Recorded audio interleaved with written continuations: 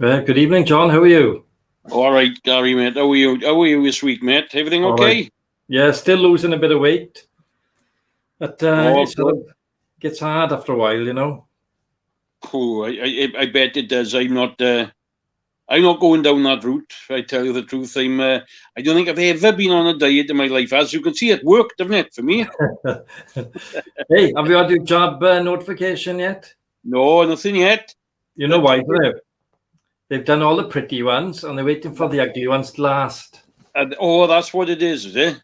Yes. Well, I haven't had mine either, see. No, like you say, yeah, you'll be waiting till next January, I think. Yeah, probably. But there we are.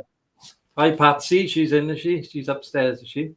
She's just popped upstairs, and we watched the film. Now, I tell you what we're doing now in this lockdown, because last lockdown, see, we was out the garden all the time. It was lovely, you know. Even if we just not doing nothing, sitting down out there. This one now, we finding it hard to do. So for like entertainment, everyone, we watching the Marvel films from. I'm not sure if it started 2008 with the Iron Man, and we going right through. We were only at what is it? I think it's like, I don't know, 2013, maybe 2014 we're at now. And Iron Man 3 just finished, but it's I'm enjoying it, man. It's all right. Yeah, it is good. The effects are much better than what they used to be, aren't they? Yeah, marvellous, yeah. Fair play. But marvellous. What are you talking about? Like Ben-Hur, like? Yeah, Ben-Hur, remember them? Yeah. The effects weren't too good in that, was it? You had the chariot race, and that was it. In Ben-Hur, there's actually a picture of a Mini. Somebody's car was parked on set. When they panned around, quickly, but you could see a Mini there clearly. Never, is it? Yeah, and another one was wearing a watch. Well. Good evening, Danielle. Danielle Morgan. Kane is watching as well. Who's watching? Danielle and Kane. Oh, there you are. All right, Danielle, love. Oh, she's been brilliant, Danielle. In fairness, right? She's got this, and Kane in it, had this baby now, and they doing terrific here. Because see, it's hard to believe. If you remember, we was only talking 2 months ago. Danielle had absolute major heart surgery, you know. Yeah. She's doing fantastic, fair play to her. And me and Patsy, we very, very proud of her, we are, you know. Yeah, God, Oof. That's a big thing, eh? To have heart surgery. Oh, that's it, you know, and it was the type, not the, that they stopped her heart and all that again. That's the third lot she's had, you know, since she's born, with her heart stopped, and they work on it, like, you know. Yeah. Good evening, Michael Pullman. How are you, Michael? Good evening, Michael. How are you? Yeah, so tonight's show, we got some cooking from John. He's going to show everybody how to make a Madras curry. I'm going to show you quickly how to make ice cream, which has got very, very low carbs. So it's quite good for you. And we got scratch cards as well, John, haven't we? We got scratch cards, right? But thing is, like, what I did try today to get, see, now my way of thinking is the lower the jackpot, the more chance you got of winning some money, see? Yeah. But honestly, the only ones they had today was £100,000 first prize. Good God. So at the end of the day, we've got 5. You never know. We got as much chance as the next man of winning. I've got the questions, yeah?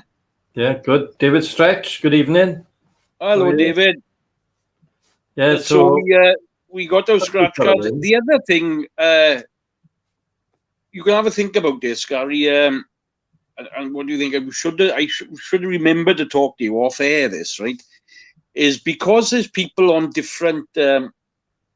What's the word I'm looking for? Like Facebook, YouTube, different stations, and God knows what, right? Whether or not the questions, somebody might be answering the questions, right? Answering it before somebody else, and somebody then answers it, and then they get called out before somebody else. Do you know what I mean? Yeah. Well, whether or not now, what we could do is just put the names in after something. Well, actually, on the chat here now, Facebook and YouTube come up. Same time? Yeah, both of them.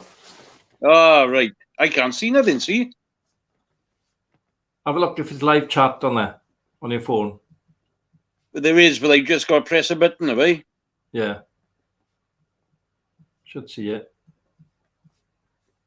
All right, there's nothing happening here, man. Comments in it now. Private chat. Oh, yes, I can see it. Now, can you still see me? Yeah. Well, that's all right. I can't see you now, but as long as you can see me, that's all that matters, and I can see everybody else. Yeah. That's it. See, Patsy, I'm fair, see, Pats. That's why I didn't give you the answers. Now, we would have been suspicious, Gary. If she'd answered the 5 out of the 5, you know she's not that intelligent, right? You'll have it now. She'll be down downstairs with a blinking bat. I know what I. Flipping heck. Thing is, with the rules of somebody winning something, they've got to give them a question, right? And they've got to answer it fairly. Yeah, that's okay. That's fair enough. It's, you know, at the end of the day, I don't know if the people realise Gary's been doing this show since round about a year ago, not far off now, Gar. Yeah, it's very right.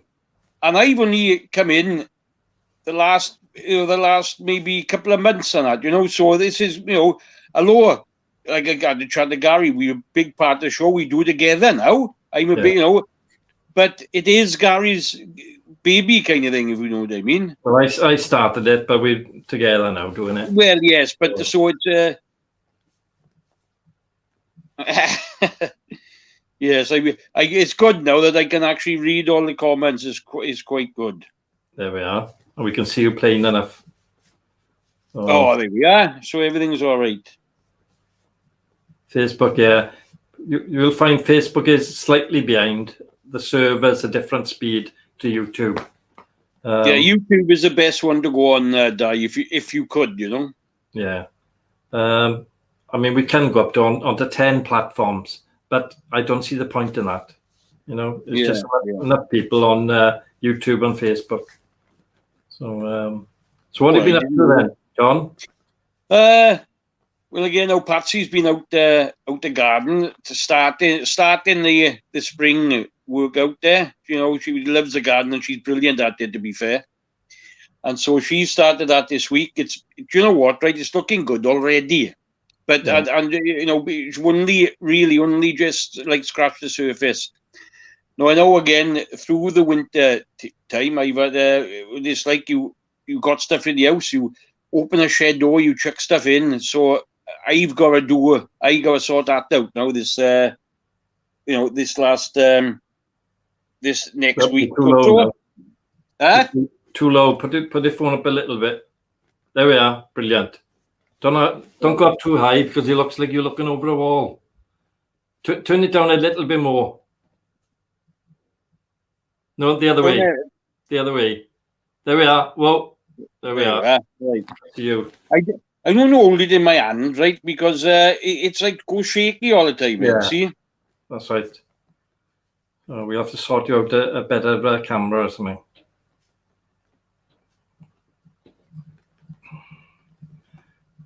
So has anybody else have you had your injection yet? David Stretch? Or David Williams is on here as well. Either of you had your injection? I know Barry Kirk, Captain Beanie has had his. But I think he's 69 or 70 or something. Oh, good golly, is he? Well, David, now I'll let you into a secret. David Stretch Williams and David Williams are the same person. All right. No, you haven't had it yet. No, you haven't had it yet. No, shouldn't be long though, surely now. Anytime now, isn't it? Oh. Yeah, like I said, we haven't had ours yet. We're looking forward to it. I was talking to people who had it, you know, my cousins and that, and they say, you know, it's not like a magic thing, whatever, but they telling me, like, you know, there's a sense of euphoria when you kind of have it a bit, you know, that it's as if you feel safe kind of thing, you know? Yeah. Let's just hope it really does work. Well, I hope so. Well, I'm glad he had his today, Di. Fair play, you know.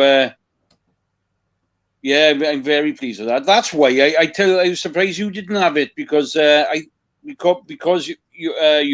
your boy's care. I thought you would have had yours, you know. Yeah. Strange, isn't it? Yeah. Strange how they're doing it. They're doing it by age group now, aren't they? I think. Yes, yeah. So, you'll be before me, won't you? About 10 years before me. Yes, I imagine that. Yeah. Yeah. No, I'll be before you. Or might be the same. I don't know. Well, yeah, no, yeah, probably be the same ish, you know. It won't be long now, actually. Yeah. Done the orangery, innit? Yeah, well, I've heard you can go to the doctors with the orangery, but you know, they say there's all your doctors. Well, I think it all depends what doctors you're with as well, like, you know. Yeah. Aye, so have we got any news in the week or anything? Have you been up to anything yourself? My daughter's or her grandmother, she had problems with the boiler, and they had an insurance policy with SSE, right? And the bloke went up there, tried to fix it. Oh, it was low pressure, he said. Right, you've got a leak somewhere. You had a look for it. I can't do it. I'll come back. So he didn't come back. Right. So another bloke went up there then. He had a look at it, both from SSE. Still, he couldn't fix it either. I don't know where the leak is. It could be anywhere, he said.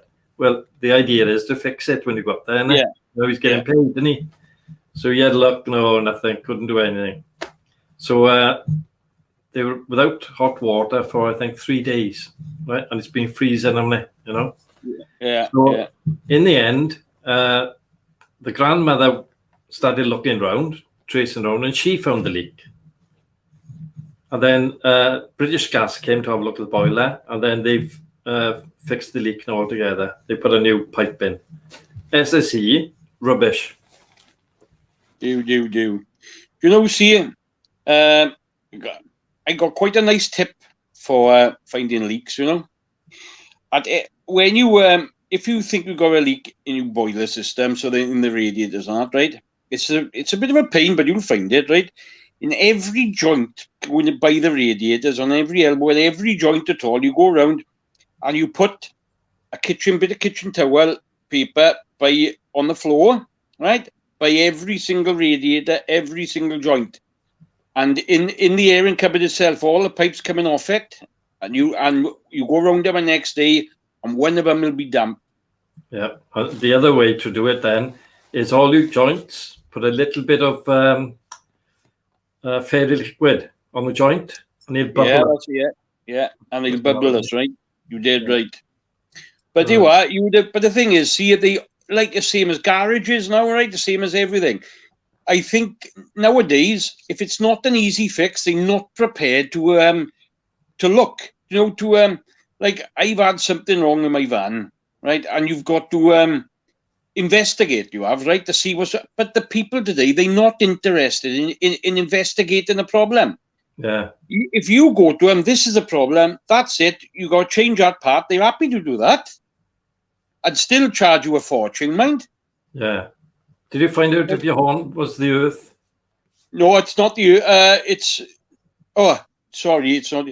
I haven't done it, to tell you the truth, guy. I've the horn actually works. I don't know if when I done that with you, but the horn works. So it's from the steering wheel now down to the horn. There's a problem there somewhere. Yeah. But again, the garages are sort of not interested to do it. See, because they think it's a bit of a potchy job, and they make much more money out of MOTs and services and that, don't they? Yeah, and put in on brand new parts. Brand new parts, easy stuff. So I'm a bit stuck. To tell you the truth, I think I need somebody that just likes potching and knows what they're doing, likes potching. I'll still pay them, but I just need the thing done, you know? Yeah. It's a pain in the ass, isn't it? Yeah. Somebody who likes a bit of tinkering, that's what I need to find. Yeah. Only thing, that type of person will take it all apart, and then he can't find that bit, he can't find this bit. Yeah. You know? But the other thing I'm thinking of doing, right, is putting a brand new horn system in. It can't be much. No. I hope not, don't I? or she wrote by there, yeah.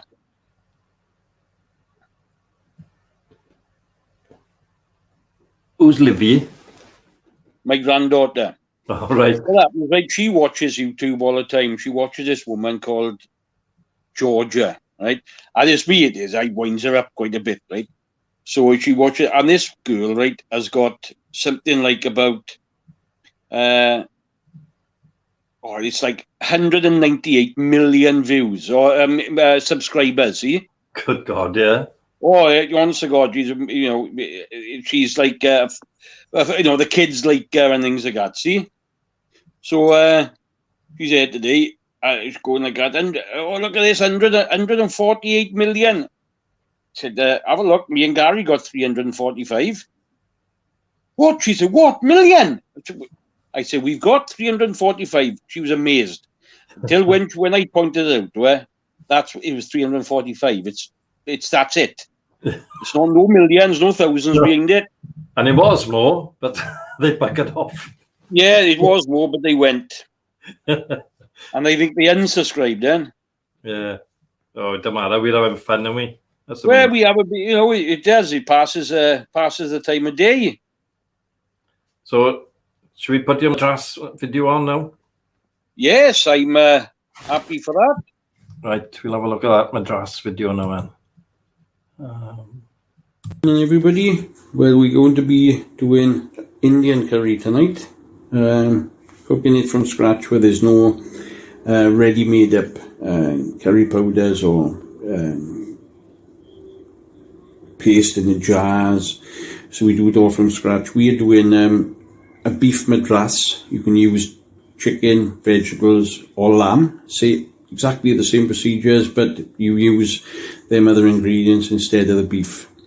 So without further ado, I'll take through the stages. So here we have the beef, onions, tomato puree, vegetable oil. We got hot chili powder. We got fenugreek. We got turmeric, dried chilies, garlic, brown black pepper, cumin. That's for one part. And the last part of the spices, we have garam masala, fenugreek leaves and lemon. You can use lime, but we prefer to use lemon. So here's the beef pieces that's going into we'll cook into the saucepan here. There we go.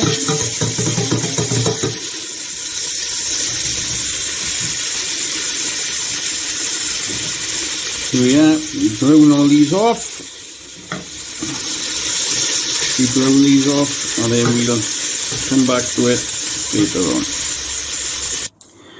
Right, that's the beef browned off. Next stage now is to peel the onions. We need them into thin strips, these onions. Obviously in between these you're going to be, cleaning the chopping board and the knives, which you can see that I've done, so everything has to be nice and clean. So we'll get that started now. I'm going to start the onions. Now for the next stage we need to make a paste up of the first lot of spices, where we have 1 teaspoon of the hot chilies, 1 teaspoon of is fenugreek, 1 teaspoon of turmeric, 2 teaspoons of garlic, 1 of cumin, half a teaspoon of black pepper, and 2 teaspoons of chilies, more if you like a lot of heat, where we don't. You put them then all into this glass jar. You add a bit of water to get some paste. I'll show you that in a minute. You mix them up dry to get them to blend in nicely before you add the water to make a paste. I did forget an ingredient, which doesn't really matter because we haven't got to that stage yet. It's a tin of chopped tomatoes. Anyway, we've got the spices to be nice and it's a nice puree. The onions must be like a golden brown. We're nearly there. So we're gonna add the spices and cook the spices in the onion for 5 minutes. Very important because the spices must be cooked. Not everybody knows that, but it's very important that the spices are cooked. So that's cooking beautifully. But now we need to add the tomato puree, a tablespoonful of that, and the tin of tomatoes, which I shall do very shortly. Once the tomatoes and the puree have been added, it needs to be cooked for a further 10 minutes.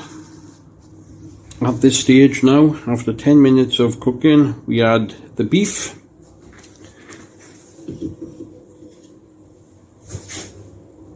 There's all the beef that goes in there. Lovely, stir it now. We transfer it to a casserole dish, put her in the oven at 200 degrees for 45 to 60 minutes, stirring in between. And when we pull it out, we will put spices number 2 in. So that's that. Of course, you can see why I've done this in the saucepan, all metal saucepans, because I don't have to use then a casserole dish. Obviously, if you've got saucepans with plastic handles, you will need to use something else to put it in the oven. So into the oven for the 45 to 60 minutes. You can see it in a little bit. And we make a paste now out of spices number 2. It's a tablespoonful of garam masala and a teaspoon of fenugreek leaves. And we will be adding 2 tablespoons of lemon juice with the spices, but not in the actual paste. So we add spices too, and the lemon juice.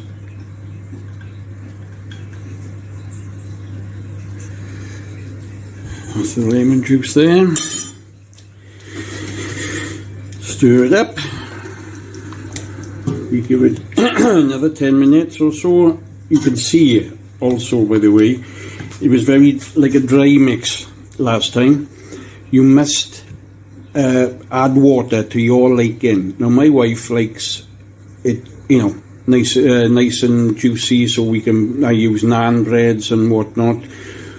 So we do like it a bit much wetter than the recipe calls for. So you do it as you see fit. We're going to have this now with rice, maybe a few chips, and a naan bread. The next time I'll be doing it, I'll be showing you how to make naan bread and how to make your own onion bhajis from scratch. Right, it's been great. I've enjoyed doing this recipe. Well, there we are. Brilliant. So, do you have boiled rice for that then, or peeler rice, or what? No, I have boiled rice. We sort of make that. People have trouble making rice, right? But I have no trouble at all. We got like with these rice makers are absolutely brilliant. It comes out perfect time after time, Yeah. I don't think. Yeah. Yeah, I like boiled rice, but Uncle Ben's, in the bag. Oh, I see what you mean. Yeah. Yeah, so we're thinking about doing a Sunday show. We're not sure. We'll probably have a bit of a chat about it first before we do it. So it might not be this Sunday, but we might do a bit more cooking because John's very good at cooking. I'm quite basic compared to John, but that's what we might have a look at, John, is it? Yeah, I don't mind doing that. And the thing is, like these, my sister-in-law Jackie actually, she told me how to make these naan breads, and apparently they're supposed to be very close to what you get in the Indian, And I've looked into the onion bhajis there, and you honest to God, you can save yourself an absolute fortune. You see all them spices I bought there, they're going to be about, I don't know, for anything from like 60 pence to about £1.50 per pot, right? But that'll do about 10 or 12 curries, see? And so what it's saying is its initial outlay is quite a bit if you haven't got them, but it's really worth it. And the taste difference to these jars or powders that you buy, it's incredible, honest to God. You know, like you could buy a Madras powder, it's nothing to what this tastes like. It's beautiful. So is it burny then in the mouth? It's up to you. It's like I said, this time I put 4 of the crushed chilies, teaspoons, 2 chili powders, and 1 teaspoon of black pepper. And it was hot, but we could handle it, you know. Yeah. But you can put as much in it as you want, you know. You can put, but if I was you, if I was the people reading that now, you sort of can always add, but you can't take away, obviously. Yeah. So if I was doing that recipe for the first time and you don't know how hot you like it, I'd probably put in 1 chili powder, 2 of the mixed chilies, you know, the crushed chilies, half a teaspoon of pepper, and then you can add some, as long as I say that you can cook it. Loads of people don't realize you need to cook these spices, see? No, I thought you just chuck it in. Yeah, and 10 minutes later, no, you can't do that. You say, well, apparently it could give you food poisoning, same as everything else. But yeah, so there we are. So what are you going to cook next? I don't know. Well, actually, just before that, I done a good British tradition. I did a nice cottage pie as well. So me and my granddaughter had that. We like to do like I do like a cottage pie or shepherd's pie in it. I do all different curries, and I do we do bolognese and chilies, and see, I don't do much more than that, really. You know, because everybody do get stuck in a bit of a rut, innit? Yeah, kind of thing. You know, of things to do. You know. So we don't. I'll show you my ice cream now. I've never made ice cream before, but this one is dead simple, and it comes out, and it's absolutely lovely, right? So then. I'll show you the ice cream now.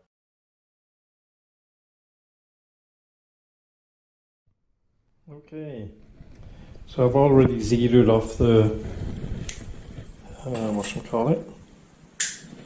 Okay, tonight we're going to make some ice cream, and what we're going to be using for that is double cream,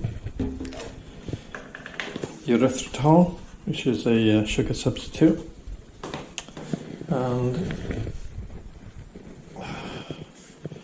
some vanilla extract. Quite easy to do. Already zeroed this. Into that we're going to put 300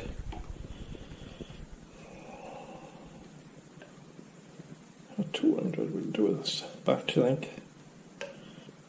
Yeah, 200 grams. Into that 200 grams we're going to put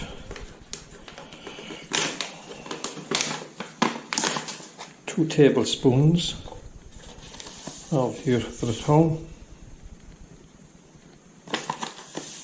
Don't use stevia, it's far too sweet. Okay. And into that we're going to put 2 teaspoons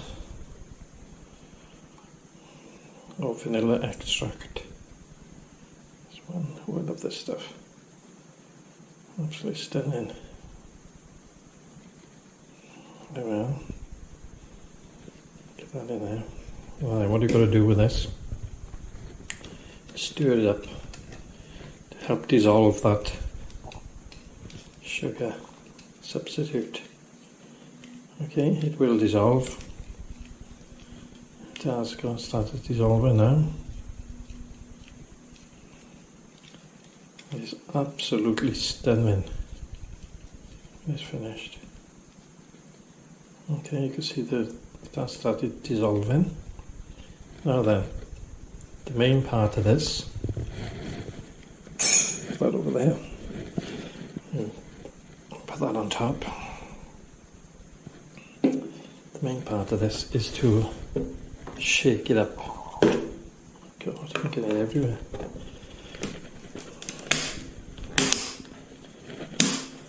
Right.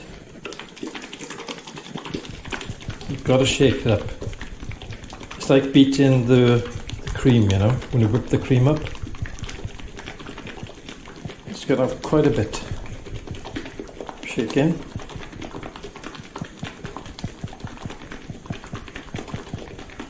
And then we put it in the freezer then. We could leave it in the freezer for about 5 hours.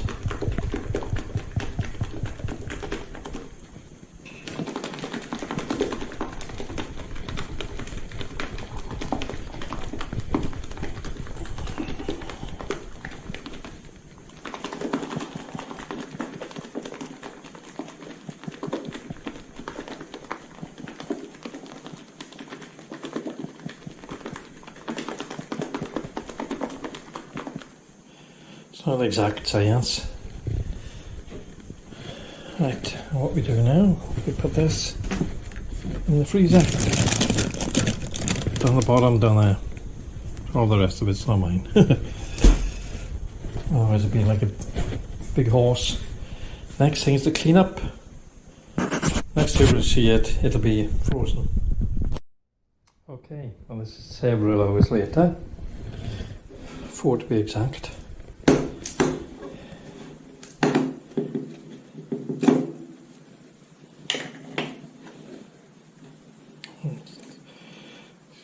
Still pretty soft, but looks nice.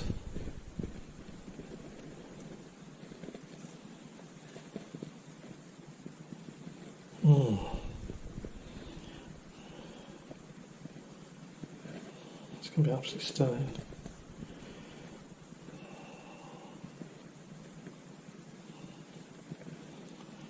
My daughter can have that. Excuse the fingers, they are clean, I can assure you. But as you can see, there's the ice cream. Nice. It's quite soft. If you leave it more than a couple of hours, it goes rock hard. So you've got to judge it, you know.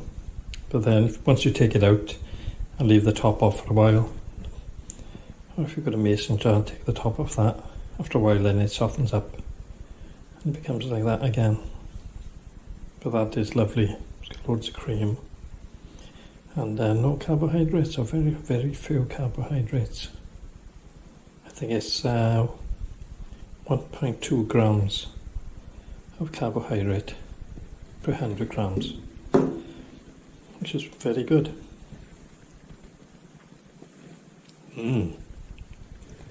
Oh, that's stunning.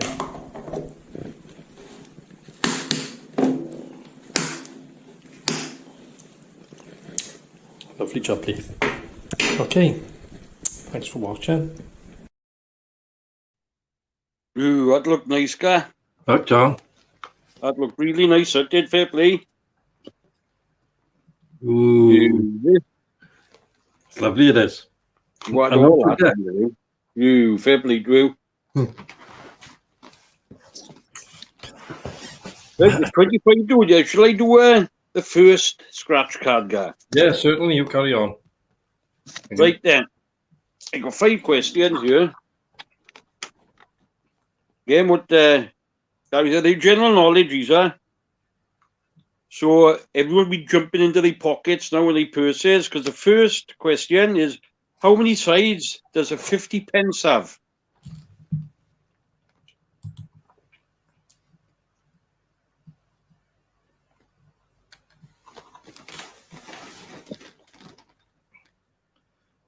First one to answer, how many sides does a 50p have? Sonny's in. Look, here, Sonny, love. Patsy, we were looking at that. That does look nice. We could try that. No, it's not 6. David Williams is correct with 7. Oh. Right, David. I got them in front of me now. So for them to be very random, so me and you are not in cahoots. Would you go a pick from 1 to 5, please, David?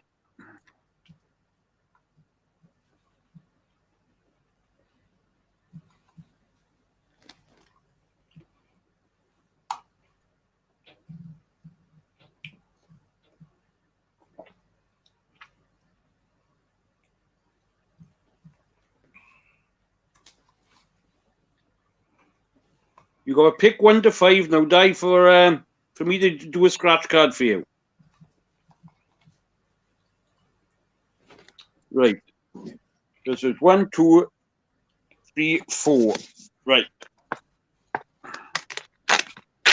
Go back onto there like that. A minute. Right. Oh, where's my pound coin gone? Right, I've lost my pound coin somewhere. I brought it out earlier. I was all prepared and all, man.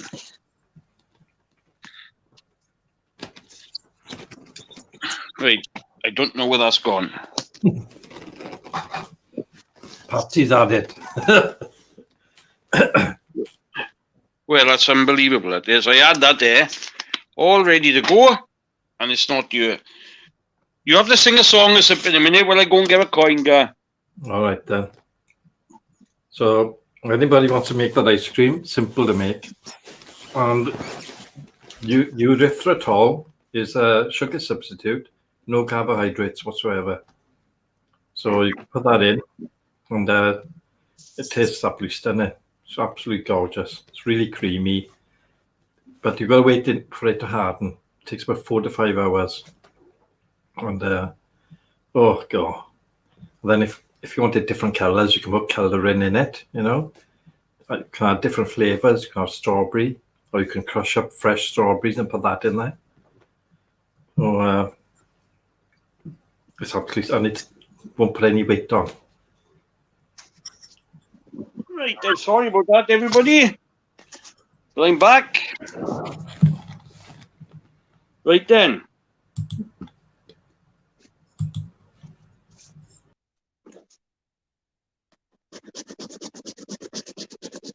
You catch 3 to win the prize.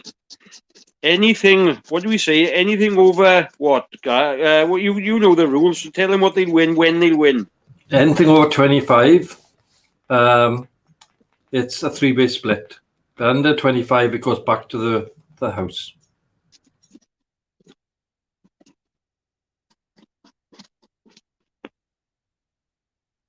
Oh my God, I nearly had a heart attack then.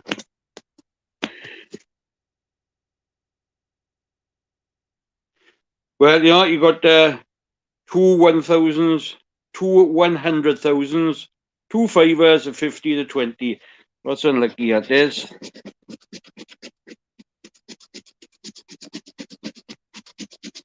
And on the bonus one, no, you didn't win that either, Di. So that's very unlucky. So, all right, here we go back on. Should we do the, might as well do them all, guys, eh? Yeah, sorry, I just looked at them on my own. So, yes, we'll do them all. So, what country was Lord of the Rings filmed in?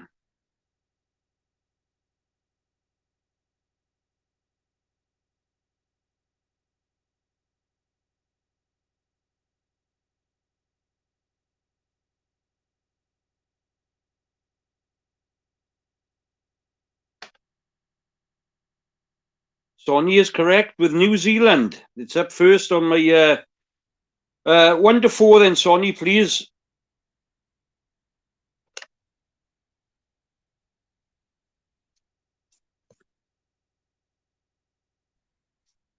But mainly it's I'm after, and the answer is New Zealand. Number 1. So yeah, I got number 1 right here, Sonny. So here we go here. Let's get the chats off a minute. One day, I tell you what, we're doing this, and the chances now are coming down and down and down. We're doing 5. Oh, my phone fell. We're doing 5 every single week, right? So the chances are we're gonna get a nice winner soon. It's going to happen, and someday is going to have it. Not today, though. So we got 2000s, 5000, nothing there at all. And then the bonus one now for something.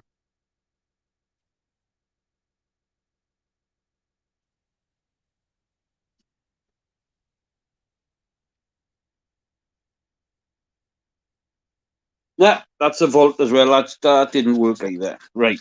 So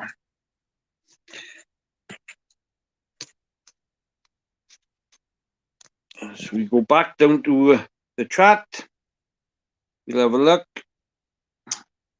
Right, we got 3 left. 3 questions left. So we go in right then. What year did the Battle of Hastings take place? What year? Not a trick question. So whatever you think it is going to be correct.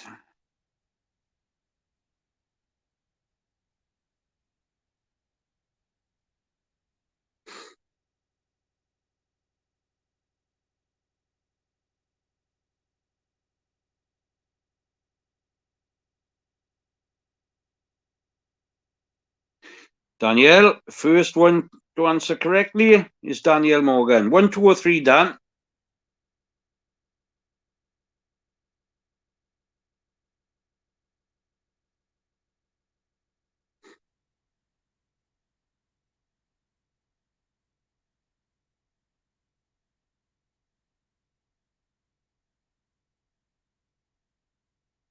Question too hard for you, Danielle, was it? Oh, thank you. 2, right.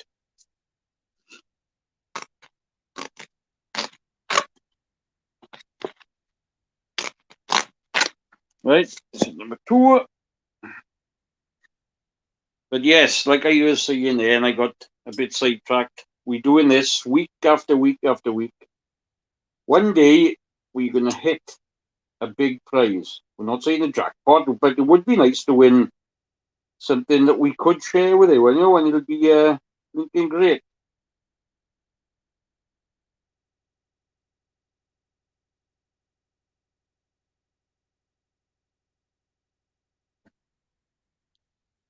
Oh, see, it's unlucky again. There's 2 20s, 2 50s, and 200,000s. And we're going to do the bonus now.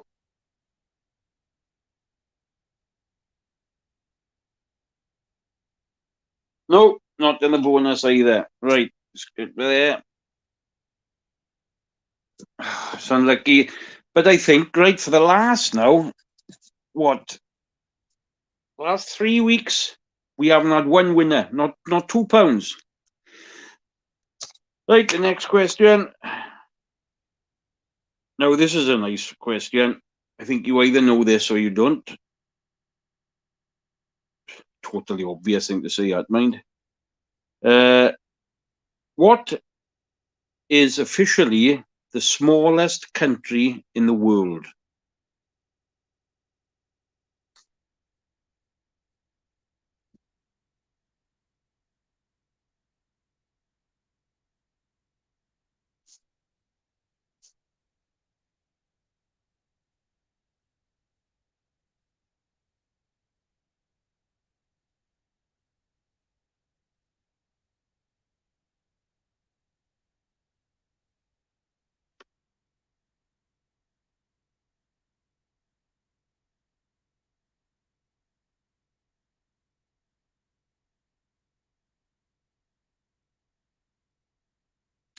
Yes, Patsy's correct.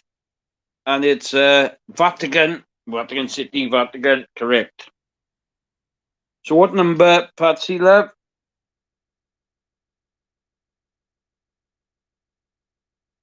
No, it's the Vatican City, Sonny. It's in Italy, but it's a country in its own right. Where the Pope is and that, Right, number 1 or number 2, Pats?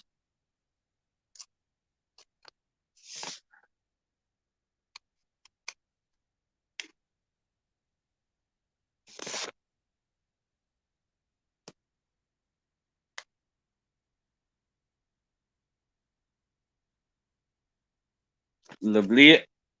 So we're taking this one.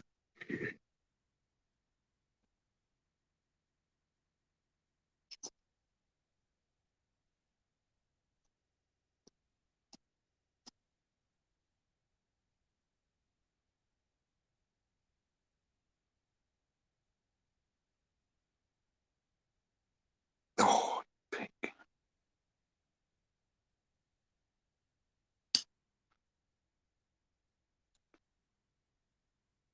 No, 250s, 220s, 200s.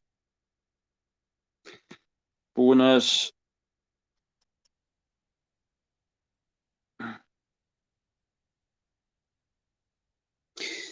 Nope, unfortunate. It's the last one now.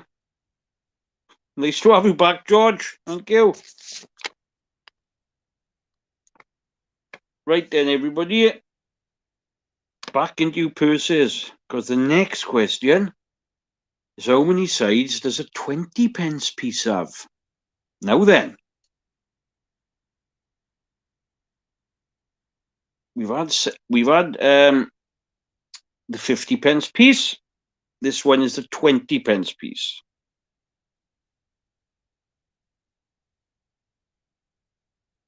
No, it's not 9, David.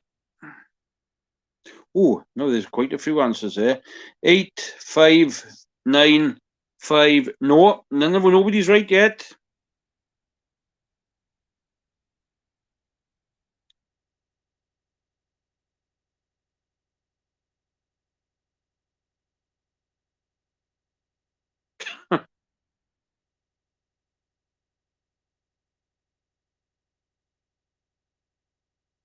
$111, George.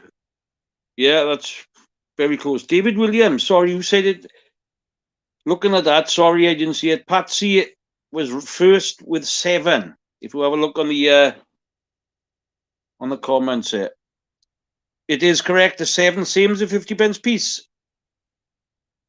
George, we're not interested in Chris reading, mate. We're on, yeah. Just letting you know. Right then, this is the last one for tonight.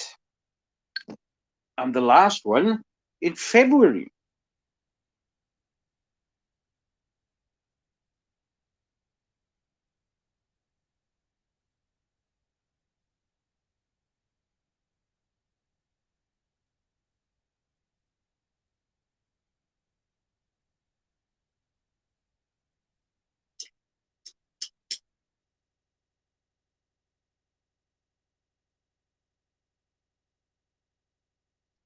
I thought it was just going to give us a win then for the sake of it, no pound. But we had £1, £1, £100, £10. No wins again, Pat. Sorry, lad.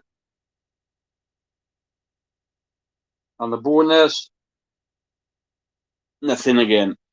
Right, so that's that. And we I'm afraid no winners whatsoever. God, what are we doing, mate? All in February, not one. It's bound to come, innit? Well. George Bond had sent us a photograph of himself. Have you? Yeah. Are we going to... Good God almighty. George Bond. Good golly. Yeah, so he's been working at the Sprouts. Good God.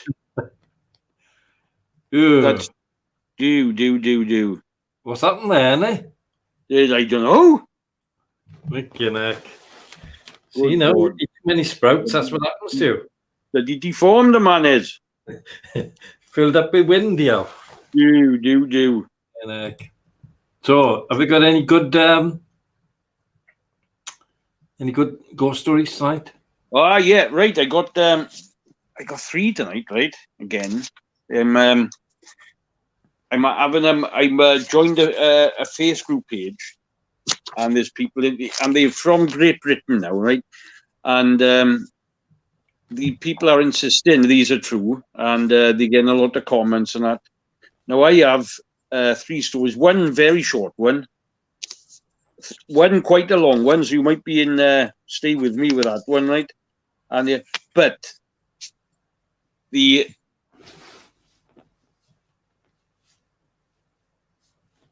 the short one, it's so sad, man. It's a sad one, you know. It's you know,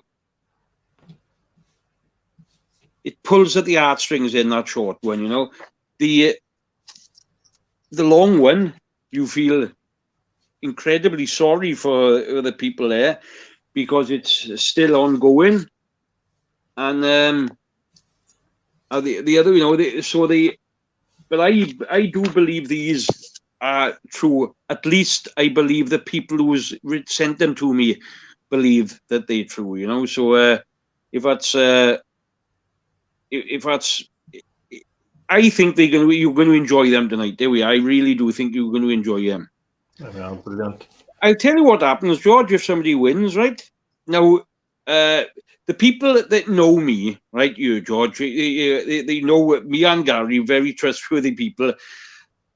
I don't know how we'd get it to you, but let's say, for instance, right, you won 300 quid. Well, let's say, right, your cut is £100, right? Now, it's up to you.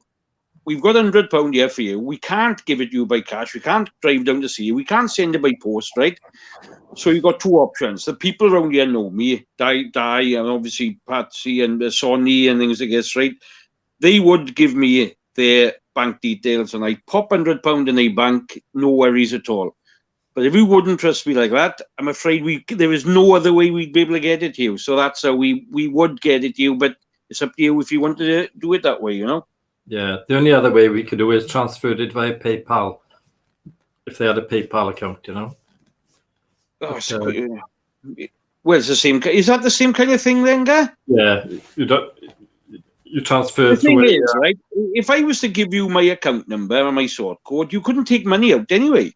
No. You'd only be able to put money in, you know. That is the best way. Bank transfer. Yeah, you know. So it's up to you lot.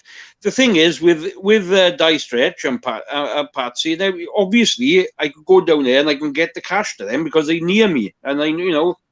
But people that are away, they'd have to give the bank account, or like Gary said, but you'd have to have a PayPal account then, and we haven't got one because we had a lot of trouble with a PayPal once. That somebody from London was going into it all the time, believe it or not. Yeah. So we stopped the PayPal a long time ago. Yeah, it's probably better without just a bank transfer in it. Oh, I think so. You know, it's I would. At the end of the day, we just two ordinary guys on here. I don't think we'd know how to defraud the bloody banks, guy. You got to be quite savvy for that, haven't you? You know, on that subject, you know, right? We wouldn't anyway. No. But yes, going for that. I think we're going on these stories. I think the people are going to enjoy it. You know. Right. So what what do you think? You know, they say the vaccinations now. We all waited with bated breath there for them, but people are expecting everything to be open by June the 21st, and I think they're being too optimistic. Myself, Gary. I think so. Maybe in England they'll open up, but Wales they're holding back, and quite a lot. Yeah, they will do, and you know, the thing is, call him what you want. See, but I do think this the Welsh guy. He has been proven right. You know what I mean? When he fell back a bit before and Boris has opened up, Boris has made the mistake. Yeah. But people don't want to be. I don't think a lot of people want to be cautious no more. At the end of the day, I do. I'm happy to do that. You know. Yeah. Good evening, Leon. How are you doing? Leon. All right. Yeah, it's better to be cautious. I think. Hold back. Yeah. But like there's a lot of hairdressers that won't be opening up again. They've lost so much money. I know that. The scare is shut now. So unless there's another person who wants to take on a lease, that won't be open, you know? Yeah, on the 12 nights the same. 12 nights, I believe, have been bought by Marsdens, haven't they? Have they? Well, that's what I've heard, right? But I don't know how true that is. But if Marsden has bought it, I think they like it won't be like a regulars place anymore. I think it'll be knocked about to be only meals. Yeah.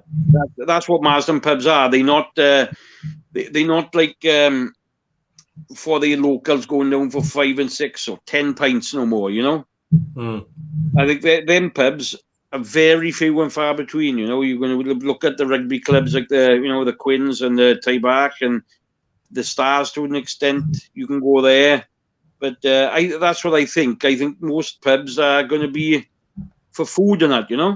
Yeah, rugby club will just go back to its normal over there. Well, the one I go to now, Tybark, luckily the on Tybark's point that of course they got a manager and the bar staff, so they be on furlough, right? But there's nobody actually that owns it, if you know what I mean. Yeah. So they're lucky in that respect. The people who were like, the guy who owns the Bell probably is losing a fortune. But yeah, like Patsy saying by Gary, she's beginning to struggle mentally with because I think this lockdown, we've said before, is very hard. It's because it's the middle of winter. You're not seeing people. I saw a couple passing the house today, and they talked, and I hadn't talked to them before, but it was blinking lovely. It's only because you're starved of talking to people. That's why it was lovely. But I'm struggling now as well, to tell you the truth. I've basically I'm going to the shop and coming home, and that's it. I know, I'm the same. I know what I was. I'm not a drinker no more. I don't drink, but I was out like 4 nights a week playing darts, and then that went from 4 to nothing. And it was all right in the summer because we were out here. But this winter has been quite hard. I would say quite hard for a lot of people. Yeah, it's horrible, isn't it? But what you got to remember, right? There's people on here. If you can pick up a phone, we can talk. Don't have to be on the show like that. You could see me on Facebook or whatever. Send a message. Anybody, don't be on your own. Don't. If you want to chat, just give me a message and we'll have a chat. And Gary's the same, I'm sure. When we're not busy, we'll certainly have a chat for anybody. Yeah, that's what we need to be doing as well. Everybody, we need to be pulling together now. But hopefully now we see the light at the end of the tunnel, and it's I don't know, it is hard, but there we are. So we go. Right then, John, do you want to do your stories? Yes, I'm happy to. I'll get on with it. Okay. Hello, everybody. Again, so this is it's time for the ghost stories. I've got the very short one down as 3, so I'm going to leave it that. I'm going to do it in the order that I received them, for no reason except that that's the way I received them. Right, now, I was sent this one from a young lady, and she's from London. I'm going to start. I moved into a brand new house in the same part of London, and my 3rd baby is 2 months old. My 2nd is 6, and my 1st is 8. It's Halloween. It's our favourite time of the year, and the kids have got their costume on, and the baby even has a cute little witch baby grow. They looked so adorable, I wanted to take a photo of them before we went trick-or-treating. The camera was in the other room on the table. The other room was actually a room we made by building a wall complete with a proper door in our living room, because it was a long and narrow living room, dining room combo kind of thing, and we hated it, to have the table and the settees in the same room. So my husband built it himself. The door was just a perfectly normal internal door with a perfectly normal door handle. Now I just need to mention that as we were getting our costumes on that evening, we all heard a small child's voice repeatedly calling Mummy. The kids upstairs thought he was coming downstairs. And I was downstairs thinking he was coming from upstairs. They thought it was me, I thought it was them. Over and over. Mummy, Mummy. In the end, we gathered on the stairs and could still hear it, and it was definitely none of us. Kids started crying. So, back to the photo. I went to get the camera from the table and tried to open the door, and it wouldn't budge. The handle went down, but nothing happened. It was like the door had become a solid part of the wall. It didn't even move slightly in its frame or on its hinges, nothing. I tried several times. And then I charged at the door with my shoulder. Again, nothing. Other than a bad bruise. I kicked the door. Nothing. I went and I got the screwdriver and I removed the entire handle with all the mechanisms. Still nothing, even though there was nothing holding that door to the other side of the frame. I kicked it again. No movement at all. Well, I gave up then and took the kids out. Disappointed I wouldn't get a photo of them. But after about half an hour, I needed to come home to feed the baby, and my friend carried on with my kids. I walked into my living room, and the door to the other room was wide open with my camera sitting there. From that day onwards, we constantly heard a child in the house calling Mummy. One night, I even felt it climb onto my bed, sit on my legs. One night again, I was in my eldest child's bed with her, and we both felt something sit at the end of the mattress and then heard a little sneeze. We just stared at each other with eyes like saucers. And 5 years later, I was widowed, and I moved out of London to the coast, and the child was heard to call Mummy only once again. So, that was a short story. Nothing, ongoing, but still very real to that lady. And quite a sad story. Now, this is it's a long story, and I must admit this one came in today, so I haven't had a chance to read it. So let's just hope there's not many swear words in it, if any at all.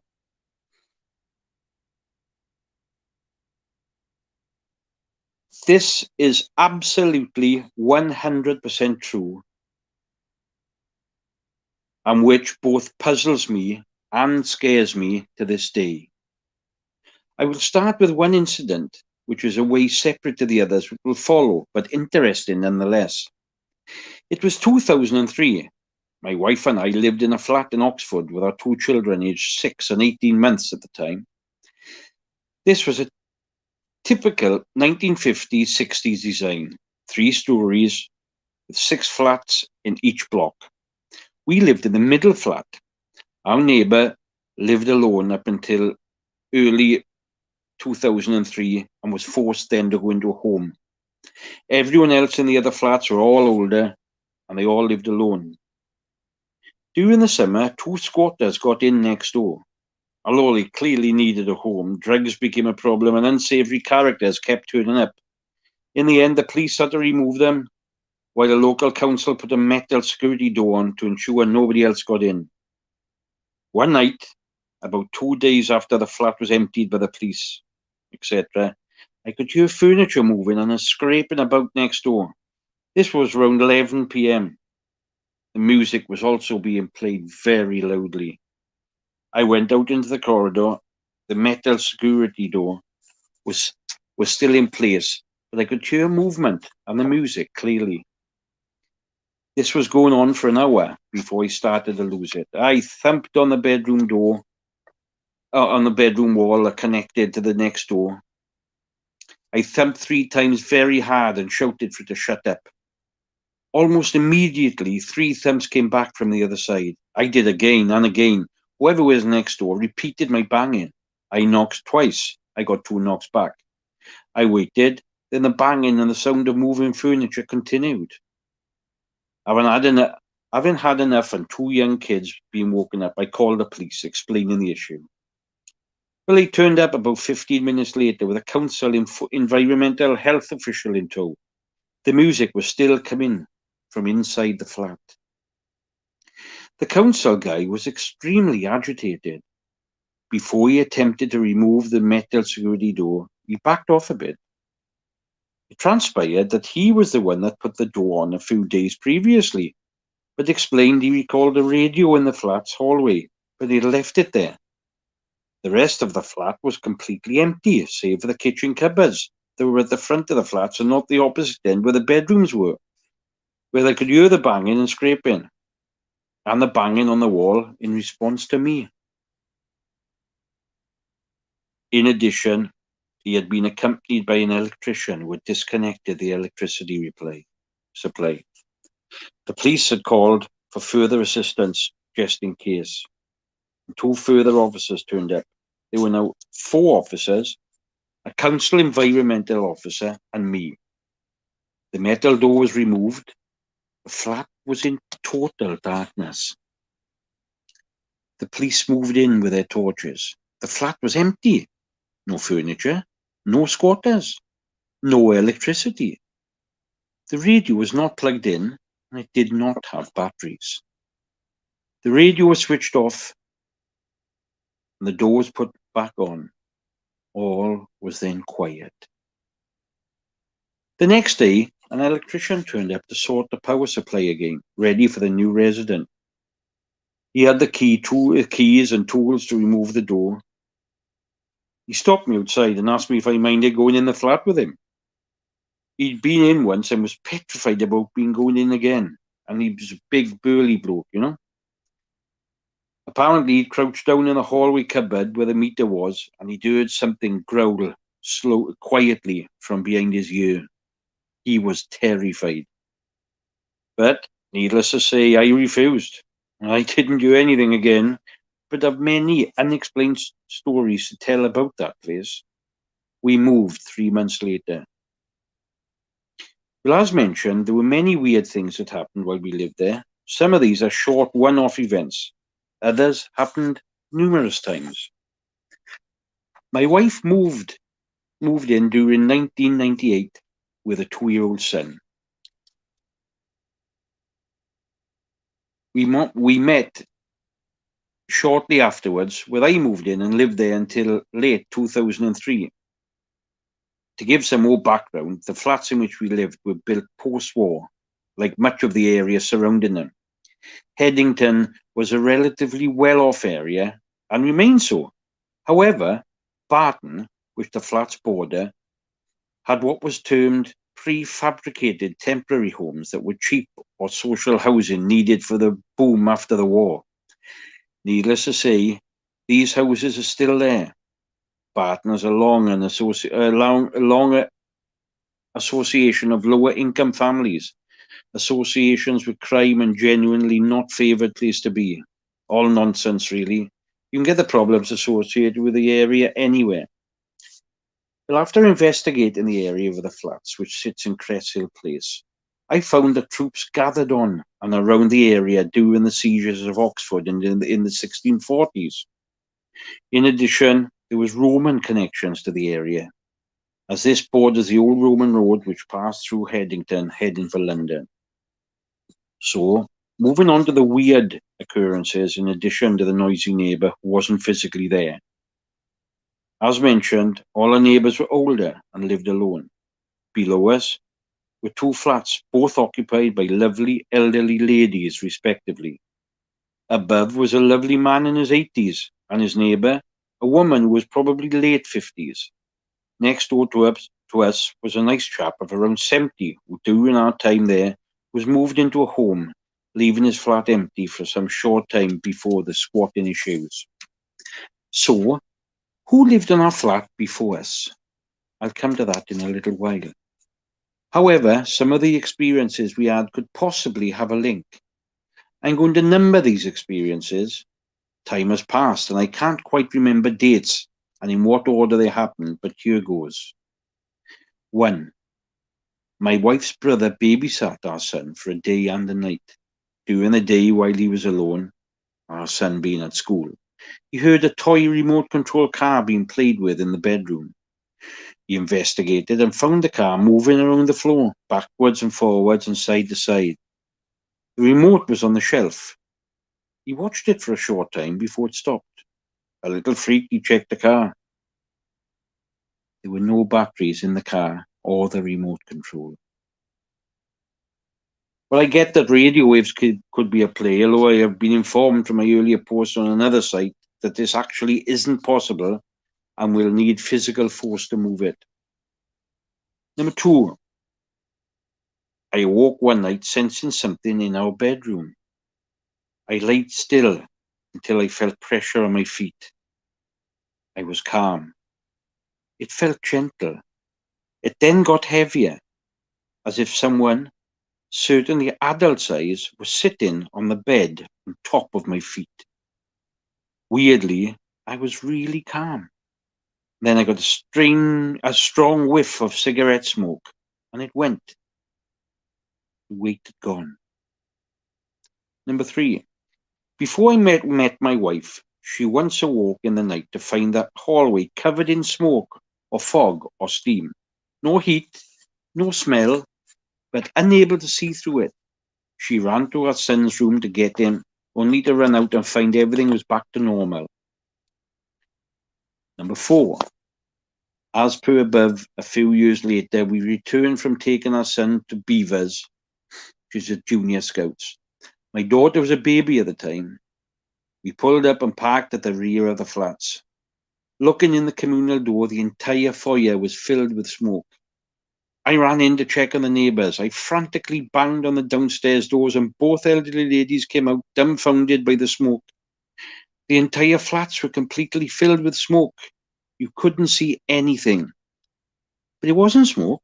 There was no smell and certainly seemed no fire. I ran to the top floor, but both these occupants were not at home. I managed to get back down and outside. My wife had already called the fire brigade, who turned up very quickly. As they arrived, the smoke, fog and mist was still there. They went in and they masked up and everything. Almost as soon as they went in, the mist started to dissipate. After a few minutes, the place was back to normal. They checked the main electricity applied to the flats. There was no problem. It was very weird. Number 5. My wife laid in bed one night before we met. Smelling cigarette smoke, she awoke and felt as if somebody was laying beside her, reeking of smoke. Frozen, scared for some time, she jumped out of bed. Nobody was there, and now there was no smell. Number 6. I woke one night. This was after the mist and fire brigade incident. Our hallway was filled with mist. I couldn't see my hand in front of me. I naturally panicked, but almost like switching on a light, the mist disappeared. Literally, in a second, it went from thick fog to nothing. Number 7. One August night, I remember this clearly. It was a Wednesday night, and I was waiting for a pizza delivery. My wife and I were watching TV in the front room. Our son had been in bed about an hour or so, and all of a sudden he screamed like something I've never heard. I jumped up and I ran to him. He was at the end of the hall outside his bedroom door and looking into our bedroom. He was staring while screaming. I grabbed him and asked what was wrong. After he composed himself, he said, and he was 5 at the time, that he woke up and saw something bright on his bedroom floor. He went out of his room and saw a tall lady and a young boy stood in our dark bedroom. They stood together looking at him. Oh, I've got goose pimples now, just typing this out. He described the boy as dark-haired, a bit older than him. He said the woman was tall and had long hair, was thin, looked oldish, but had red eyes. Our son will not talk about this even now. He remembers, but just clams up, petrified. He's 24 now. There is more to tell, but these are the main things. Before we moved out, I spent ages trying to find history on the place. But one thing I did find a few years later was this, and something the neighbours who some had lived there a long time, would have known. A woman and her son lived in our flat. The lady was moved to a home in Headington in 1998, just before my wife moved in. She had lived alone for years and was a heavy smoker. Her son had died in the bath there in the mid-60s. It was reported as drowning. However, I managed to get hold of the lady who lived upstairs from us. She had gone to school with a boy that lived with a mum in the flat she took over once her mum had died. She confirmed the boy did drown, but he died due to scalding. Apparently, he got in the bath, which was red hot. He scalded himself and drowned. Hence, possibly, the mist we kept witnessing. Not mist, perhaps, but steam and the cigarette smoke from his mother. Well, thank you for reading this out. I promise this is all true, and it plays on our minds from time to time, throughout the mists of time.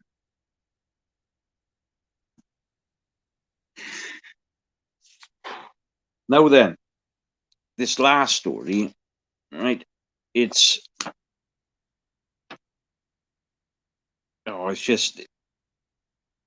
quite sad, you know, and it's, anyway, just let me read it. I have always had a fascination with the unexplained, and this is from an early age. I now take you back to 1980. I am 11 years old, and it's the school holidays. And a group of friends and me are on our bikes near me, where we have a canal system that goes miles. So we had a nice ride out. Now, many of the older generation know that as soon as it started to get darker and the street light came on, it was your cue to get home, and the quickest route for me that day was through the cemetery. We all said our goodbyes and see you all tomorrow, and I set off for home. Now, we had been out all day and no problems. As I cut through the cemetery, for no reason at all, my chain came off my bike, and this was near two benches. Well, in fact, it was the only two benches in the cemetery. Now, anyone who has had the chain come off knows it's easy to put the chain back on. As I went to put it back on, an elderly man sat on a bench, who was sitting on the bench, said these words I have never forgot. I bet you like it when that happens. I said, I'm not really. I said, as I get oil on my hands, and I put the chain back on, I turned the pedal and I said, sorry, I can't stop. And this guy had gone. It was impossible for him to have gone anywhere. I had a quick ride round the cemetery, but he was nowhere to be seen.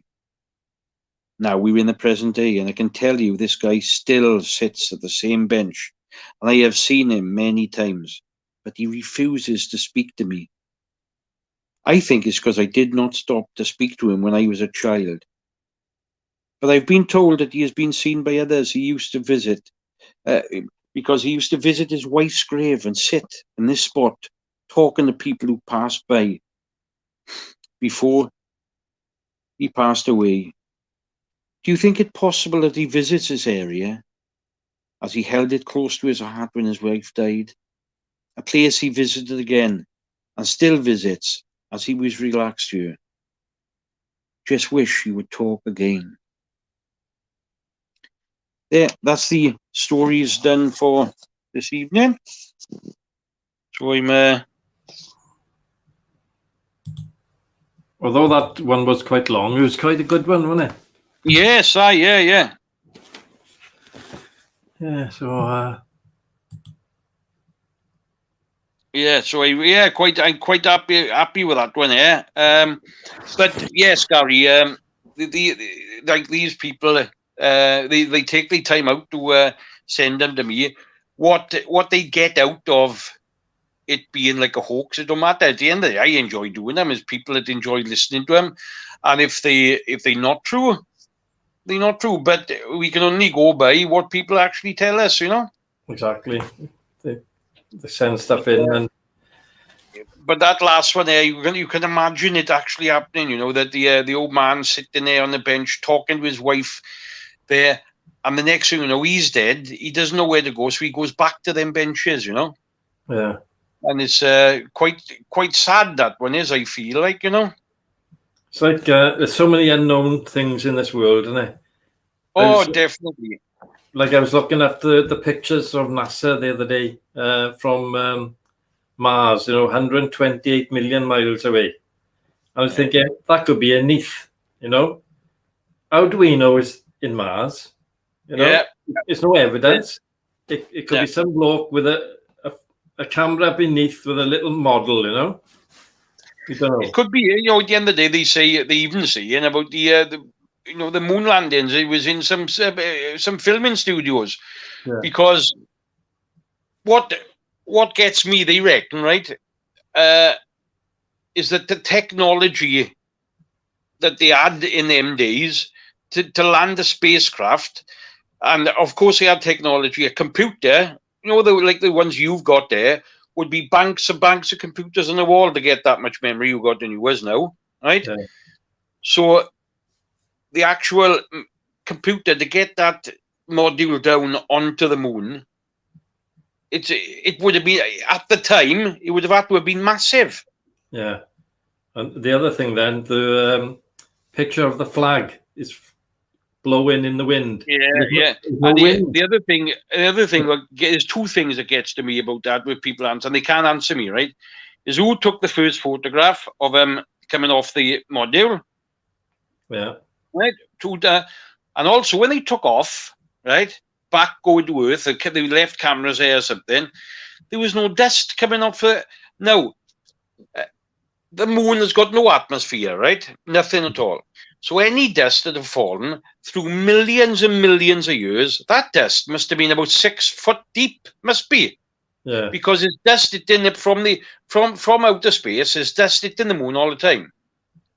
But it wasn't. It was just even millimeters thick, because there was no plumes of dust when they took off. Yeah. Or when they landed. No, very strange. You live in Margam, right? We get inch of dust a week, don't you? Yeah. Good evening to Ronnie Morgan and Carrie Hooper. They're in a hello, Carrie. Ronnie boy, how are you? Just woken up, was she? Hey, no, man, you can't be saying things like that, no, guy. I know what she's like, man. She had a sleep right on the settee, and she's only just woken up now, because she's been dancing around the room listening to 505. Right? That's on Friday, isn't it? It is Friday. Why? Oh, no, I don't know what day it is, yeah. Don't know if you're coming or go away, man. No, I know. So, I'm going to watch a game tomorrow? No, a lot of rubbish. I don't watch rugby. Don't you watch that, do you? Oh, No. You got to watch that tomorrow now with I think it's 4:45 kickoff. Oh, my Lord. Well, do you know? Watch that now. It's something to look forward to, man. No, I look forward to not watching it. Rubbish. What I'm going to do, 4:45, is it? Yeah. Well, him next door now, he's had the dogs barking all day today, right? So 4:45, I'm going to do some drilling. I got urgent drilling. Drilling and banging, right? Bit of wood and a lump hammer, It's going to go on for an hour or two, I'm sure. You can't be doing that, man. Why not? I got Good boy. DIY to do, John. We'll see anyway. See how good they are in the morning. Yes, man. And he can't go out to the pub now, see? That's it. There's no pub. There we are.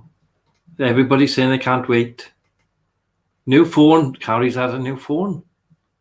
Yeah, there we are. She's been setting it up. Good God. I hate it when you have a new phone, see? Because I'm not brilliant. Oh, I'm not brilliant at that, right? I go get people here to do the thing is, my daughters are quite good. The two of them, when we'll do like contacts, when we'll do WhatsApp, and because I can't do any of it, see? If I had to put my contacts on the phone, I'd have to write them all down, right? And then put them in manually one by one. I wouldn't have a clue how to do it. Yeah, I I'm not very good on phones. I'm good on computers, but phones, I just can't be bothered, you know. Yeah. The worst thing I hate is when you get a load of software and you got a big book that thick to read. You know, I don't even look at it. I just muddle my way through. Carrie likes reading books, see? Who? Carrie, like, she just finished a book now. Just nearly finished colouring it in, she have. Fair play. She's getting good at it now. She's brilliant. And she's off for tracing paper now as well. And she can keep the colours inside the black marks. And she? You know, the outlines. That's brilliant. Yeah. She'll be on dot next now before you know it. She's brilliant. Fair play to her. Oh, well done. She'll be out to play in class now soon. But you had a warning, John.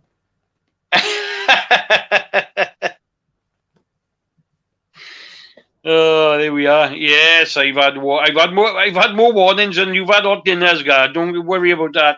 Oh, hey, she missed your curry, didn't she? Oh, she did too. Should we put it on again for her? No, well, it's up to you. I tell you what I wouldn't mind seeing again, because I missed it, was your ice cream. You want to see that again, do you? Yes, honest to God, I missed the recipe, see? All right, watch now then. It's really easy to make. And it's lovely. Okay. So I've already zeroed off the, whatchamacallit. Okay, tonight we're going to make some ice cream. And what we're going to be using for that is double cream, erythritol, which is a sugar substitute, and some vanilla extract. Quite easy to do. Already zeroed this. Into that we're going to put 300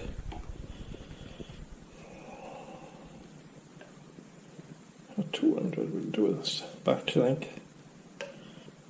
Yeah, 200 grams. Into that 200 grams we're going to put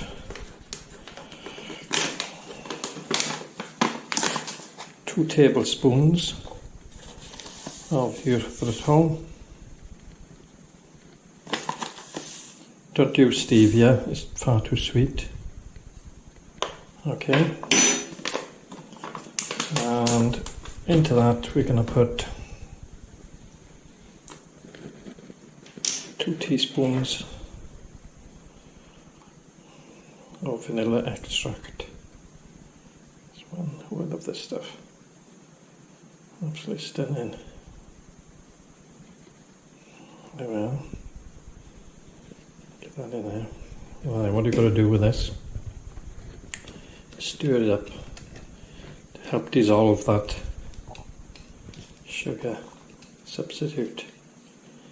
Okay, it will dissolve. It has started dissolving now. It's absolutely stunning. It's finished. Okay, you can see that has started dissolving. Now then, the main part of this, that over there, put that on top. The main part of this is to shake it up. God, I'm getting it everywhere.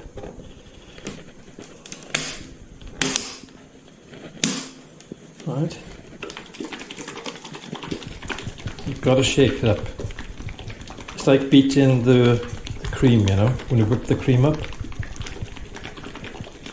It's got to have quite a bit shaking.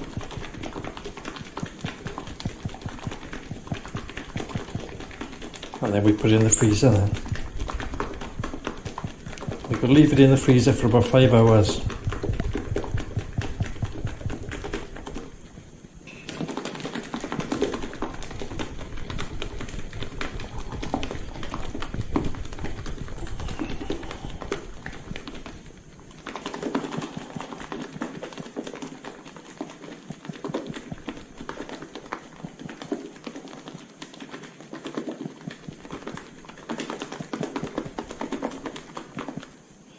It's not exact science. Right, what we do now, we put this in the freezer. Down the bottom, down there. All the rest of it's not mine. Otherwise it'd be like a big horse. Next thing is to clean up.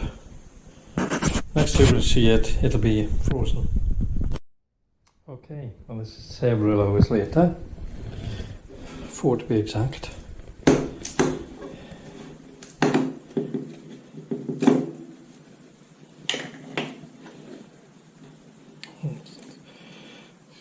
Still pretty soft, but looks nice.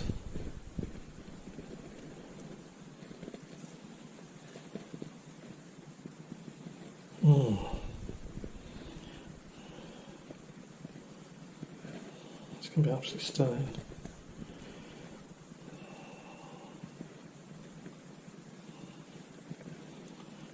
My daughter can have that.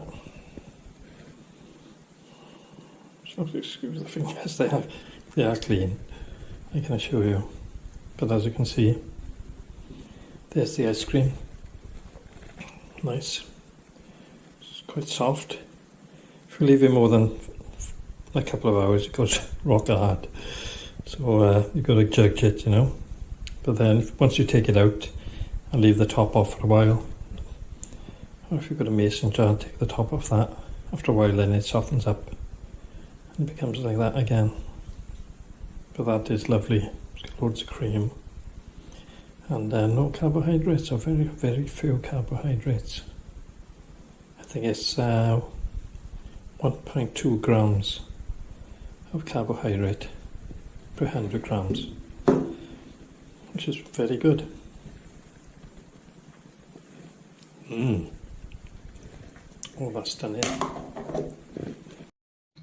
What do you think, John? See, oh, it's lovely, it is, man. Here's the sugar. It's a substitute. Right. Right? See, that's what tricked me, because when you first put that in, for some reason, I might not have been listening. I thought that was coconut for some reason. No. It's instead of sugar. If you put sugar in, it's loads of calories. There are then no calories. And because I'm on a low carb diet. It tastes alright, does it? Oh, stunning. Because it's cream and it made with cream. Yeah, I got you. Absolutely stunning. Oh, well, lovely. There's the evidence, John. Oh, it's gone. Fair play. So, right. Oh, it's good. God, you can do things like that, I know, and share with other people, because that's quite easy to make, really. And you're sharing it now with other people to do it, and at a fraction of the price proper ice cream will cost. Yeah, and it's absolutely stunning. Absolutely stunning. Yeah. And the thing is, your curry is the same, because if you go out for an Indian, 2 or 3 people, that'll probably do 4 people already made, John, would it? Oh, definitely. Well, we are. Me and Patsy had 2 meals each out of that. Yeah. We ate it yesterday, we ate it today, and it was beautiful. And it was a lot as well. Like, so, yes, definitely. That's 4 meals there. No two ways about it.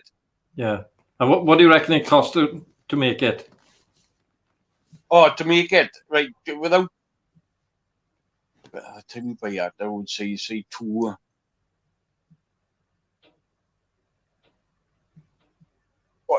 Definitely less than £10, right? But you're talking probably £6-7. Yeah, and you can divide that by 4, can't you? Yeah. Don't forget now, like I said, what do you say? To start off with them spices, it'll probably cost a lot, but them spices, it'll be like you'll be able to make 10 of them. See, so in the long run, it becomes cheaper then. Yeah. And what I'm thinking of doing is to save maybe a bit of time or whatnot. I might get little containers, right? Little containers, and do the mix ready. You see? So you could come to, I could then nip down your house and say to you, right, there it is. You just do the onions now. You do the beef, do the onions like I showed you, mix that into a paste, pop that in, Bob's your uncle. So actually, what I'm going to do, I'll do that, and you can enjoy it yourself. How's that Yeah. sound? Brilliant. I'll make You you are? some ice cream. Oh, perfect. So I'll do that. Hey, that's another little sideline you could think of. Yeah. I could do that, couldn't I? You could do it. If you made it dry in a packet, Yes, label it, yes. you could sell the packets, no problem. Certainly I can. Yes. Definite, see? Oh, yeah, you are. And look at all the curries you can do. Oh, loads. You know, Yeah. just the basic compound. You could add Oh, different things to it. You did right. The basic one, right? You just make loads of it, and then the you could make absolutely. There's all different curries you make, and it's all it is. It's not far off the same ingredients, but all you do in is altering, like you won't put for like they call a restaurant style curry when it's a normal curry and you don't like it too hot, and then they call it restaurant style, right? Mm-hmm. So basically, you just put a bit less of the hot stuff in. Yeah. And but never make the mistake of doubling up. Right? Never make the mistake of doubling up. There, like what you got to do is you got to do 2 different pots. Believe it or not, to make double the amount. Honest God, it sounds. But I've done it, and it sounds daft. This does, but it makes sense when you do it. You got to make 2 pots rather than try to make 2 lots in 1 pot. Then, honestly, for some reason it don't work. Strange, but yeah. But also, see, because of you doing it, and it's not an exact science. I can go out tomorrow now, and it's a slightly different taste, not massively, but because like you do in a teaspoon, and it might be a little bit more, gram or 2 more of the pepper, a bit less of this, bit more of that, but you have different tastes basically. There's sometimes as well. But I'm yet to make a horrible curry. It's a curry you can't eat. Then it's beautiful. Yeah. But my daughter likes a nice hot curry. And my other daughter likes what would you say, a masala type curry then, Yeah. So you just know what to do, is all. But my sister-in-law now have just given me a recipe for the naan breads. So as I said to you earlier, I'm going to try and do them. Mm-hmm. And the same with the onion bhajis. As soon as you crack that, right? Because they have the things that's very expensive in India, believe it or not. If you want onion bhajis and and you have chips and then you have rice, the curry itself isn't really, extortionate. Mm-hmm. It's all the other little bits you have with it, isn't it? That's what becomes expensive. Well, next week I'm going to make Scotch eggs. Oh, now then, are you? Mm. Now I love a bit of a Scotch egg, see? Oh, they're very nice, Scotch egg, yeah. They are, but homemade one, I've never. You obviously now you use sausage meat in that, see, will you? Yeah, sausage meat around the egg, innit? But I won't be using breadcrumbs. I'll be using something else, right? And Sawdust, is it? Or could well be, but it'll be good for the keto diet or the low carb diet, which I'm on. I'm losing weight like anything. You could eat 4 of them, and it wouldn't affect you. Whereas if you eat carbs, everything like a normal person, 4 of them would be. So I can have my curry now and chips and everything like that, right? And then I have 4 Scotch eggs, and it's only as if I just had a curry. Well, not really, because you're having chips, aren't you? Ah, right. I got you. High in carbohydrates, chips are very bad. Yeah. The curry is fine, right? I would have thought, right? There's no carbohydrates in that curry at all. Thinking about it. No, not much. A little bit off the tomato. That's all. Oh, yeah. But hardly anything. The rest of it. There's no. There's oil in there, sunflower oil or something in there. Yeah, you can. Thing is, they do call for ghee in that, right? Which is basically it's melted butter. That is right. That's all that is. But I do use vegetable oil in that because look, you can buy ghee from Morrison's actually, but you tend not to. That's very fattening, what you see. Yeah, but not on this diet, see. I can eat a bar of butter, won't affect me. Is it? Yeah, I have salted butter, no problem at all. As long as I don't have it on toast, see. Right. I can make a pita bread, right? That's got no. I can put almond flour in it or coconut flour, right? No carbohydrates, right? So you can make stuff like that. I can make. And like you can eat like a block of cheese and that, like, is it? Yeah, eat a block of cheese if you want to.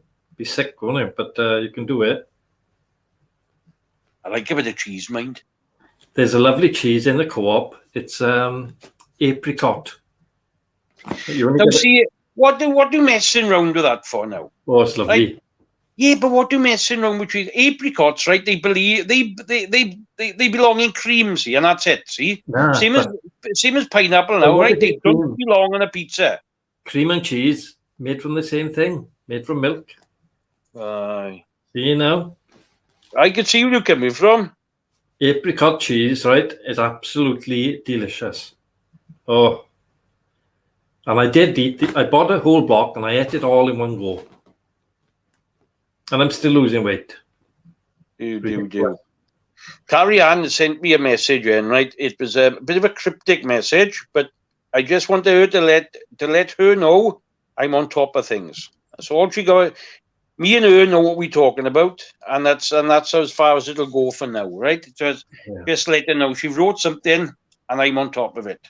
There we are. Good. It's nice to see you on top of things. Don't go on top of that wardrobe again. No, I tell you what, done it before, and I tell you what, I nearly come through the ceiling. Hey, Carrie Ann hasn't seen your photograph, has she? No. When you were a bodybuilder. When I was about thing is, God, that was about 20 years ago now, mind.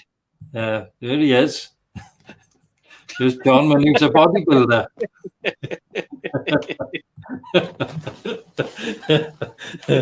What on earth? I can't get over that photograph, John. No, I know, innit? Some sort of monkey gland or something. Well, I think a train ran over it, I think. Oh, God. You must have awful trouble, man. You got to. You wouldn't even get that in the toilet. No. I wouldn't like to think. No, best if you don't see that. No. So we might do a Sunday show. That might be a good idea now. But the thing is, now I gotta get my head right now to think what I can cook. Now, Mrs. Morgan, I tell you what to do. Mrs. Morgan will be choosing, and I'll do something now and take you through things. I worked out to one of the girls showed me how to do this editing when you video doing, so I'm all right with that. Right. But you've just told me now to have which angle to have the camera on, so I do that as well. So everything's looking all right, yeah. Yeah, perhaps we won't do this Sunday, but we'll do it for next Sunday, is it? There you are. So we got a bit of preparation in, seeing it. Yeah, because I'll probably do Scotch eggs next week and some flatbreads or something, you know. Yeah, I don't know what what I'll be doing yet. We have a beef burrito. That's the ones, I think. So they are nice and cheap at the same time. But thing is, you'd have to tell us for your diet, you'd have to use something else, right? Because I think you got to use wraps, you know. Yeah, I can make a wrap in my diet. Right. So but so you have them in there. Now, Patsy likes to cook the burrito. Likes to cook the wrap and that, you know, fold it all up and then put that in the oven. No, I don't. See, I likes to have that. I just likes to have it folded up, you know, with all the cooked burrito stuff, and have that there like that, if you know what I mean, with the with the raw wrap. Then, if you want. Yeah. But so she'll have it in the oven, and I want so it bit of cheese on it as well, and cigar. Yeah, beef and cheese, is it? But yeah, the thing is the beef got like a sauce with it, a secret recipe sauce. This one is all right. I'm not sure. The thing is, I know I've said before, if I give this recipe out, I'll have to come round and kill every one of you. Oh, good God! Yeah. What's it? No, Tomatoes? I think you'll be all right anyway. But George is worried about what will happen when he when he wins on the lottery cards. See earlier. You see him? He's gone off. How do we get to win? He's spent already. Yeah. Okay. I never forget. Remember them glasses who told him about? Brilliant. Yeah, he's dying for that. The X-ray glasses. He spent 3 days looking at them. Yeah. Oh, he's funny, isn't he? That was about last May or something like that, probably. Yeah, it was about that time, wasn't it? Yeah, but I couldn't help myself. I was laughing. I was laughing for days over that one. Oh, he is funny. Because he kept on about it, see, day after day, didn't he? Yeah. You know, we'd be chatting away, and the next thing he'd slip it in. What's with these glasses? Brilliant, man. Oh, poor boy, innit? Yeah. Oh, well. Yeah, it's coming up to my time now, guy. I'm a bit stiff for that. Yeah, it's going to take me a while to get up. Good God. So I'll bid you all farewell, and we'll definitely see you soon. Yeah, definitely. I'm going to put a little short video, and then we'll all just disappear, is it? Yes, all right. Good night, everybody.